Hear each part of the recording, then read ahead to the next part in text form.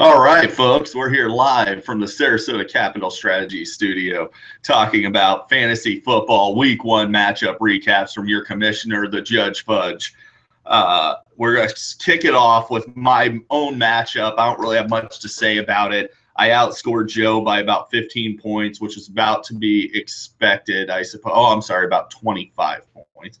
So about to be expected. It didn't happen the way I thought it was going to, in that my team didn't exactly blow up, but I did take home the win. Joe has some serious golden douche potential. Belial Powell is useless. I've been telling you since the draft that Tyler Eifert sucks. I don't know what you're doing with him, but the real story in this matchup was Andy Dalton threw up potentially the worst game in the history of fantasy football. Over 6 points, and there's just no way to overcome that. I know you thought that you're getting a quarterback in Alex Smith, but he doesn't get to play the Swiss cheese Patriots every week. Alex Smith is not a viable option. You need to do something, Joe, or you're just not going to be competitive all season long. So moving forward, yeah, Joe, serious golden douche potential, no doubt. First round bust versus pack attack. So we have Reese, who's the aptly named first round bust. He did get the victory, but there was a huge crushing defeat inside of that victory. David Johnson looks like it could be out for the entire season, if not at least a very, very significant portion of it. David Johnson, in my opinion, is unrosterable. At this point, you just can't keep up a slot like that on your team. T.Y. Hilton sucks without Andrew Luck. There you go.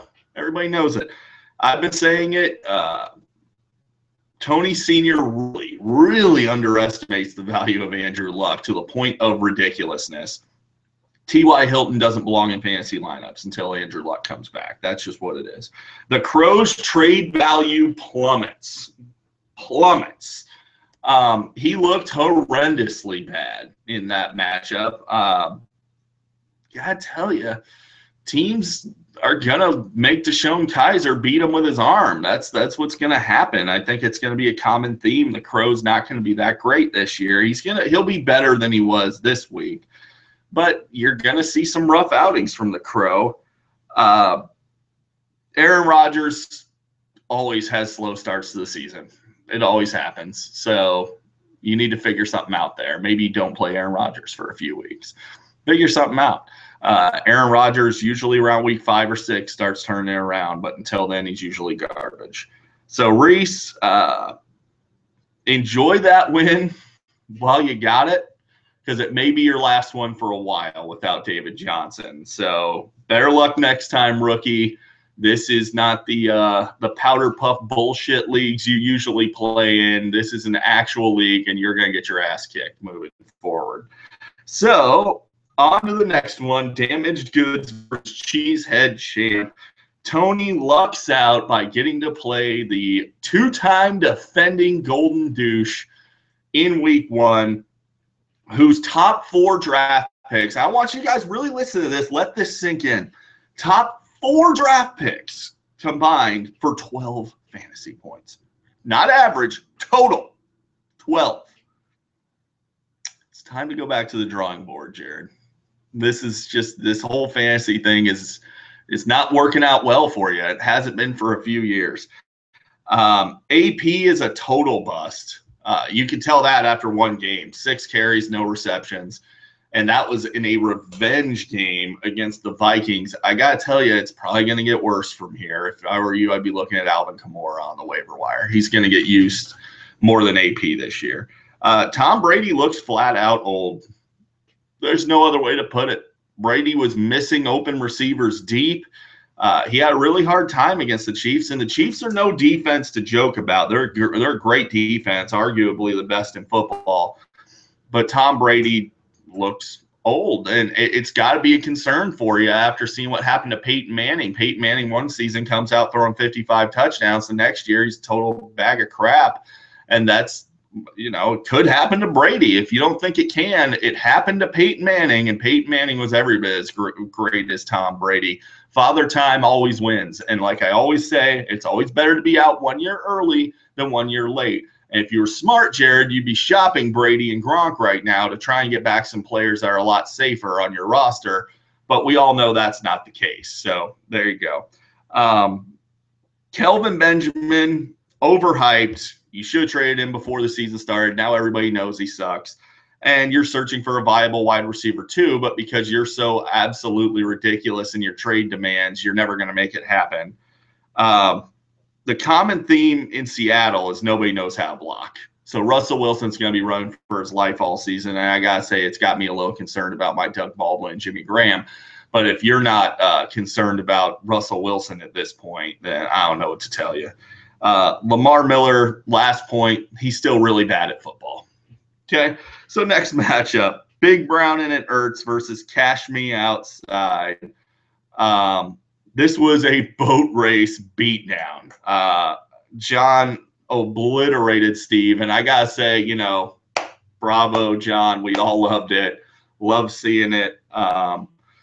Holy Kareem Hunt. Oh my God. What a week 1 debut for him. But I gotta tell you, I'm interested to see what he does going forward because the Patriots just didn't seem interested in playing defense at all. So it'll be interesting to see if Kareem Hunt can continue that level of dominance. That was very impressive. Jordan Howard, he's on the downswing, man. He's getting touches eaten into by Kareem Hunt or by Tyreek Cohen. And I got to tell you, quite frankly, Cohen looks better than Howard. He looks shiftier, faster. He's making more yards. He's got better hands. He looks like a better football player. And Cohen, I know, is just he's going to be a complimentary role because of his size. He's a little guy, right? But I see this as more of a 50-50 timeshare than we had originally thought heading into this season. John, congrats on having the worst human being in football on your fantasy team, Ezekiel Elliott. I hope it burns when he pees.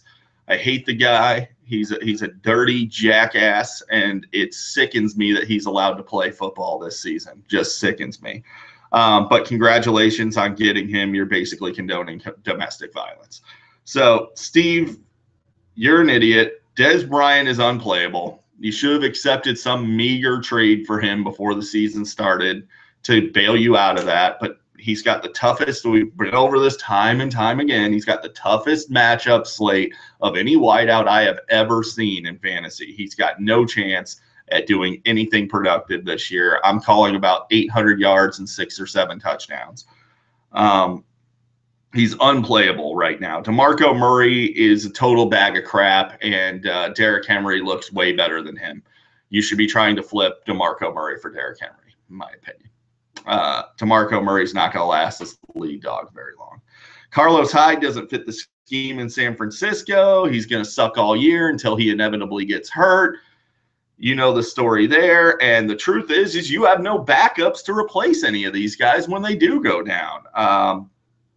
You know, what you got to do? You got to pick up Matt Breida for the Niners and hope he does something. I mean, you're screwed. And for the love of God, why are you still carrying Eddie Lacy? If you could give me a response to that, I would love to hear what your justification is. He's completely finished. He's terrible at football. It was a terrible idea for the Seahawks to sign him.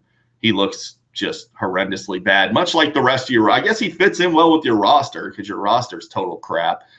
But there you go. So moving forward to Follow the Buzzards versus OJ's Revenge. We got Jason and Mancusi. And I called this one upset of the week. Jason pulls it off. Now, to be fair, it was very fluky because he got a 70-something-ish yard touchdown from Austin Hooper on a blown coverage by the Bears. Without that, he would have lost. But, you know, you can't do what-ifs in fantasy. It happened, so it still counts. Both of these teams are really, really bad, though. Jason, Chris, your teams suck. You're not really contenders this year. Not in the slightest. Mancusi is going to lose every single game until he gets rid of the Giants kicker and the Giants defense combination.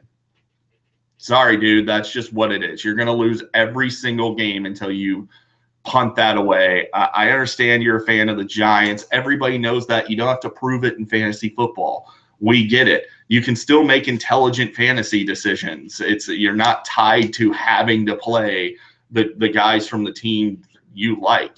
I mean, it's a stupid strategy, and it bit you in the ass this week, and I'm glad it did. You deserve it. Amari Cooper, several key drops in this one, including what would have been about a 60-yard touchdown. He continues to showcase why Michael Crabtree is just flat better than him. Michael Crabtree is the best wide receiver on the Raiders, and I hope next year when we're doing our fantasy drafts, everybody realizes that and stops taking Cooper over Crabtree. Crabtree's better than Cooper. That's it. I've been saying it since the draft. Cooper sucks. Now, he still managed to put up 69 yards and a touchdown because Derek Carr just force-fed him the ball all day inexplicably. If he keeps dropping passes, which he's going to do because he's not very good, he's going to get less and less of the target share every week. Jason, couple last points here. Everybody's laughing at you with the Cincinnati defense. And I mean, we're laughing at you to your face. It is absolutely stupid. Same situation with Mancusi here with the Giants defense. I get it. You're a Bengals fan. But as a Bengals fan, no Vontaze Burfict back there. You guys don't really have anybody else that's worth a crap on that defense. So even if Vontaze Burfict is in there, I don't trust that defense in any situation. I mean, for God's sake, what are you doing? Come on, you dope. And Brandon Marshall is 1,000 years old. That's my last point for your team. He can't do anything. He's 1,000 years old. So that's it for the matchup recaps. And I'm going to come at you guys tomorrow with the matchup previews. If any of you need any help with cleanup or anything from the hurricane, give me a shout. I'll see you guys tomorrow.